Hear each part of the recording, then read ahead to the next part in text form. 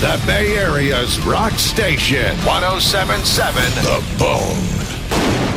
So, Doc, last time we talked, Dallas had just left the band, I think a few days before, and you guys had a fill-in guy. Now you have a second fill-in guy, Matt, and how's that working out? It's working out great. You know, we love Matt, and I think when you're in that type of situation, which we've never had to deal with, chemistry is the most important thing, or one of the most important things. Obviously, playing ability and all that. There's a lot of factors that go into it, but we get along real well. He's a great player, and we're having fun right now. You know, we'll see what happens. There's definitely no definite decisions made yet, but we'll see. We'll see. And you've been around the world and back twice, I think, in the last few months since we saw you. Yeah, once really. Went to Europe, did a bunch of festivals, finished that Lamb of God tour. Now we're back again. You know, but it's a whirlwind. Now, is this rotating bass player thing going to be happening for a while? Do you guys have a permanent replacement in mind, or do you just not have time to think about it because you've been so busy? I don't think at this point I think we feel real comfortable with Matt, so we'll try and keep roll with him, you know, until, you know, I mean, I don't foresee any changes anytime soon. You're not putting a ring on his finger, but yeah, we'll see. It's right now we're so wrapped up in the touring and the day-to-day of what's going on right now that's a different decision for a different day. How are things going on with you in Dallas? Are you guys in a communication spot now, or? I really haven't spoken to him. I spoke to him like once or twice, so it's he's kind of off the map, off the radar, and we'll see. I don't know. Like kind of almost like the same thing. I mean, we've been on tour since February. I have to deal with a lot. You know, there's a lot. My plate's pretty full right now. You know, just there's the day-to-day activities, and you know, we'll see what happens. You know, down the line. But right now, I'm focused on this band's career, and that's a full-time job. You know. And it sounds like your career is a full-time job. You've got all these different projects going on, right? You're the Harley model thing you just told me about. Oh well, that's not really a project. That was a few hours of work on a Saturday like many months ago. You know, but you know. Was it a one-time thing, or are you thinking about doing more work? I did two for them. I don't know. I'm getting pretty old. I'm almost 30, and you know, as far as models go, they like them young and fresh. You know what I'm saying? But you know, hey, for me when I'm home, I'm pretty. Work is few and far between, so I'll take it where I can get it. So the Harley catalog that you did that you did 2 shoots for, is it out now? How do people find it? I don't know. I assume it's out now. I mean, I just took the photos, and that's pretty much as far as I go with it. What they do with it after that is up to them. And they were tasteful photos, right?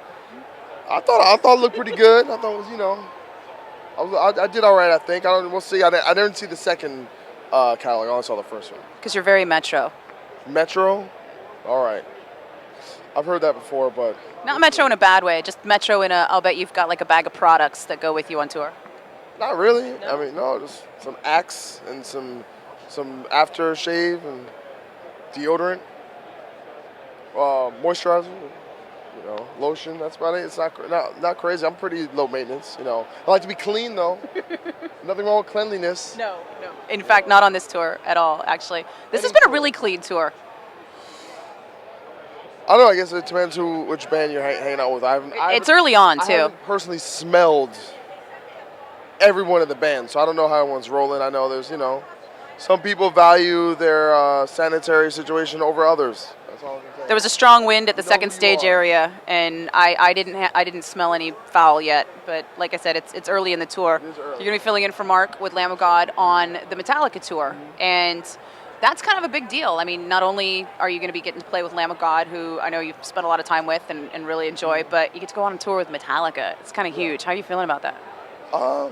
Right now I'm feeling like I have a lot of work ahead of me, and I have to get, I'm very detail oriented, and their music is very challenging. I mean, I can't, in this genre, there's not too many bands that kind of pose that much of a challenge to actually pull off the material and do it justice. And that's my main thing, is I want to be able to go out there and really pull off their stuff, and so that the fans don't lose out on anything, and so that's why I just want to work really hard. I'm honored, and I'm humbled, and it's a kind of a maybe once in a lifetime opportunity. So I try not to really think about that aspect of it, because to me that's that's really, those are the fringe benefits. The fact is I got a job to do, so.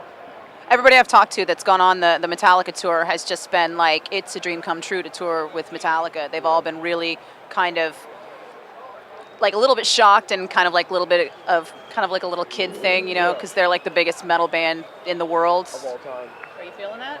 Metallica's my favorite band of all time. I'm sure I'll see when I get there. It's weird. I don't like. That's what people. Even like this tour. People say, "Oh, are you excited for that?" I'm like, "Yeah, I'm excited." But that happens. When you get there and you're experiencing it, it's kind of being in the moment. And not necessarily living too much in the future or too much in the past. Kind of experience things as they happen and enjoy where you're at. And right now I'm on this. I'm enjoying this, and when I'm doing that, I'll be very excited to do that.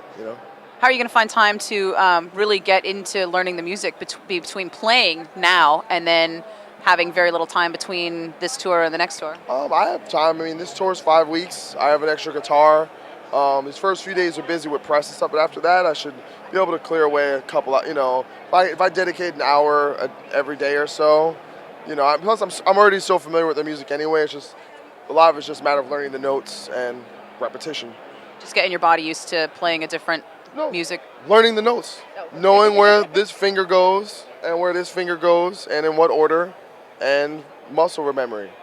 That's really what it's about. And so once I get into it, and I have like 2 months, and I have more than 3 weeks in between this tour and that tour, plenty of time to work on stuff, go down there and completely focus on it. So I'm not worried at all.